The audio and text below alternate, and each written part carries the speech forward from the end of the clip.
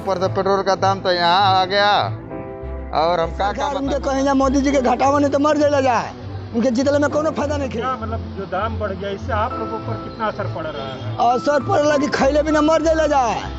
अच्छा, हाँ, गरीब तो मुझे धनिका दे रुपया लगा के घूमत हुआ हमार मुँह थे खेल बना उनके कह देंगे मुँह पड़ा है रोजगार पर कि तेल 200 रुपया किलो गल करू का कितना गरीब किन के खैया। जब दाम नहीं घटता है तो फिर आप क्या करना चाहिए? अब ये कब कि स्कूल बंद हो जाओ खेल बिना मरल जाइए।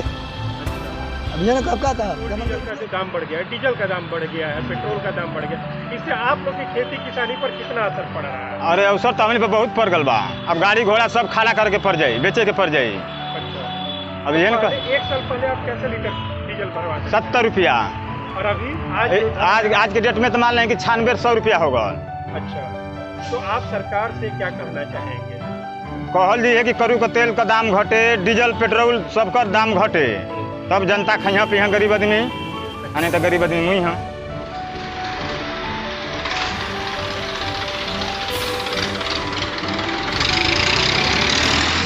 नमस्कार, स्वागत है आपका कैमूर लाइव में। मैं मोहम्मद शफी खान।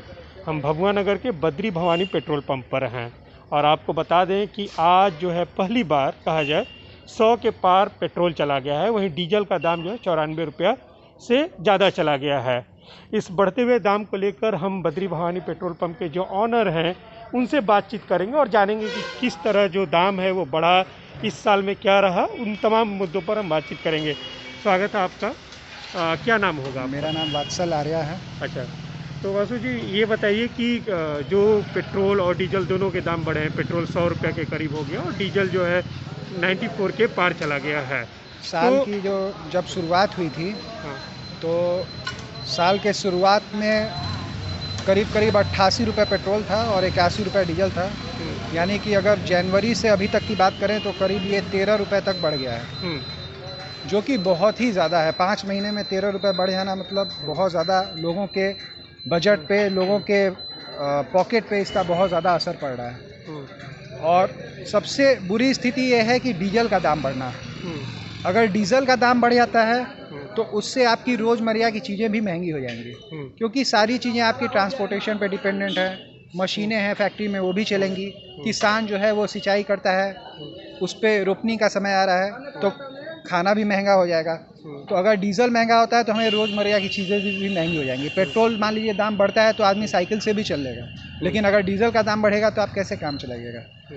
सबसे बड़ी प्रॉब्लम क्या है कि अगर हम इसके रूट में जाएंगे, कॉज में जाएंगे कि अगर ये क्यों दाम इतना बढ़ रहा है, तो लोग इसका जवाब देते हैं कि कच्चे तेल का दाम बढ़ गया। जी हाँ, बिल्कुल सही बात है, कच्चे तेल का दाम बढ़ने से ही इसका दाम बढ़ रहा है। लेकिन मेरा ये क्वेश्चन है सब सरकार से या जो भी है, जो प्रॉब्लम आ रही है हमारे को, वो ये है कि हमारा जो रेट है डीजल या पेट्रोल का, उसमें से 60% एक्साइज ड्यूटी है।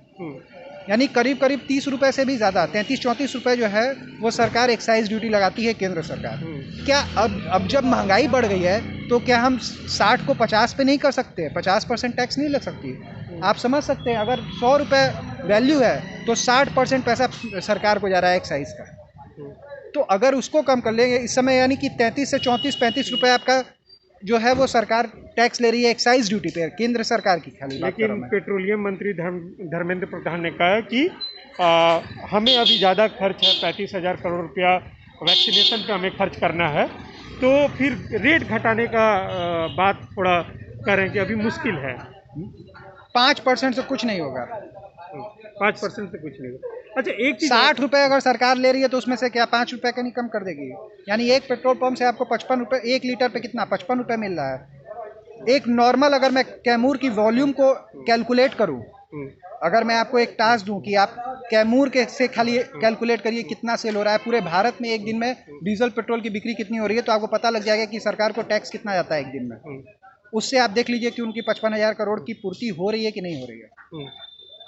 अच्छा, एक चीज़ और जानना चाहेंगे कि हमारे सटे हुए उत्तर प्रदेश है और बिहार है। उत्तर प्रदेश में तेल का दाम थोड़ा कम रहता है, बिहार में ज़्यादा रहता है, इसके क्या कारण है? हमारे दर्शकों को बताइए। इसका मूलतः कारण यह है कि जो राज्य सरकार है उसका टैक्स बिहार में काफ़ी ज़्यादा है। अच्छा, और इसकी वजह यह है कि बिहार में रेवेन्यू काफ़ी कम है। उत्तर प्रदेश में संसाधन ज़्यादा अच्छे हैं, फैसिलिटीज़ ज़्यादा अच्छी हैं, और वहाँ पे बिजनेस अपॉर्चुनिटीज़ ज़्यादा अच्छी हैं। जो बेसिक कारण था रेट डिफरेंस होने का वो ये था कि जब यहाँ पे माननीय हमारे मुख्यमंत्री जी ने जब शराबबंदी की तो राज्य को काफ़ी ज़्यादा लॉस होने लगा पैसे का, तो उसकी वजह से ये निर्णय लिया गया कि जो दारू का टैक्स है उसको कंपनसेट करने के लिए थोड़ा सा हम डीजल और पेट्रोल पे टैक्सेस को बढ़ा देते हैं। तो यही कारण है कि रेट जो है वो काफ़ी ज़्यादा डिफरेंस है। अगर यहाँ पे अगर दारू शुरू कर दिया जाए तो लोग यहीं वहाँ न जाके यहीं पे तेल भरवाना शुरू कर देंगे। तो केंद्र सरकार और राज्य सरकार का कहना है कि अगर थोड़ा थोड़ा कम पड़े तो जो आम लोग हैं उनके ऊपर भी थोड़ा सा लोड कम पड़ेगा। बिल्कुल बिल्कुल।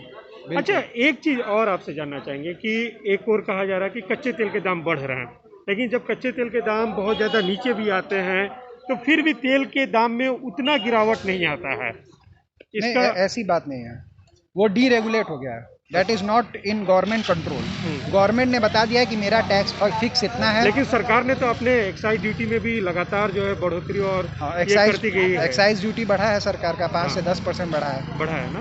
तो यही कारण है, मुख्य कारण। तो हम यहाँ पर बातचीत कर रहे थे और बद्री भवानी पेट्रोल पंप के जो ऑनर है उन्होंने कहा कि यदि सरकार जो है, केंद्र सरकार जो है अपने एक्साइज ड्यूटी में कमी करती है तो उससे जो है पेट्रोल डीजल के दाम भी कम होंगे और महंगाई पर भी कंट्रोल होगा। धन्यवाद।